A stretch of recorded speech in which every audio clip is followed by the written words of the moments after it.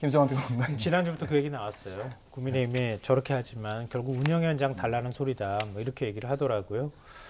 대통령과 대통령 영부인, 그러니까 대통령 배우자를 보호해야 되겠다고 하는 게 제일 순위 목표가 된 것 아닌가 이런 뭐 생각이 좀 들기도 하는데요.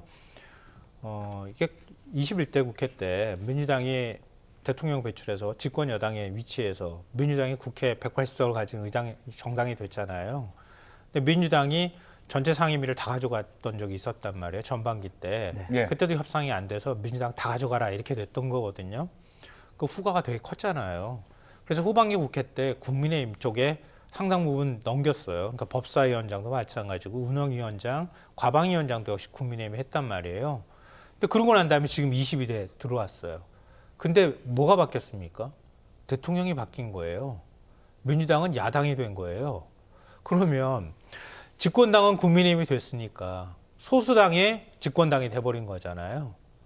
그래도 집권당이잖아요. 그럼 국민 민생 살피고 하다못해 대통령이 얘기하는 것처럼 국민 연금 개혁도 해야 되고 노동 개혁도 해야 되고 다 개혁해야 된다면서요. 개혁할 때 할 때가 한두 군데가 아니라면서요. 윤석열 대통령이 그렇게 얘기했다면서요. 근데 집권 여당이 당신들 마음대로 다 해. 이렇게 한다는 얘기는 집권 여당을 임을 포기하는 거나 다름이 없는 거다. 어떻게 이렇게 하나 이런 생각이 들고요. 그리고 집권 여당을 견제하는 게 야당의 역할이라고 하면 거꾸로 말하면 집권 여당으로서 감수해야 되는 것도 있는 것 아닙니까? 어쨌든 총선 결과도 야당한테 이렇게 많은 의석을 몰아줬다고 하는 것도 국민의 의사란 말이에요. 그러면 대통령 권력이 얼마나 큰지 우리가 다 보고 있잖아요. 14번 거부권 행사하는데 한 번도 그 법안 통과 못 시킨 게 현실이에요. 근데 윤 대통령은 당선인 모아가지고 대통령 거부권하고 예산 편성권 이용해가지고 야당 협상력 높여라 이렇게 대놓고 얘기하는 상황이에요. 대통령 한 명을 180명, 190명 되는 의원들이 못 이기는 게 대한민국의 현실입니다. 그런데 집권 여당이 우리한테 중요한 상임위 다 줘. 이렇게 하는 게 맞습니까? 제가 볼 때 맞지 않거든요, 사리에.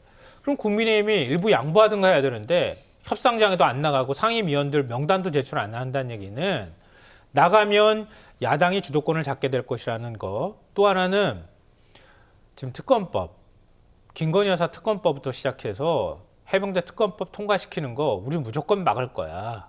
대통령하고 대통령 영부인 보호할 거야 라고 하는 의지로밖에 비치지 않는다. 저는 그렇게 생각합니다. 김성환 평론가님 말씀이 맞는 것 같고요. 그러니까 국정 운영의 무한한 책임은 집권 여당인 국민의힘에 있어요. 그러니까 의회에서 다 정말 너무나 많은 다수 의석을 야권이 갖고 있긴 하지만 만약에 국민의힘이 참여하지 않는 상임위가 개최되면은요 장관 차관들이 안 나옵니다.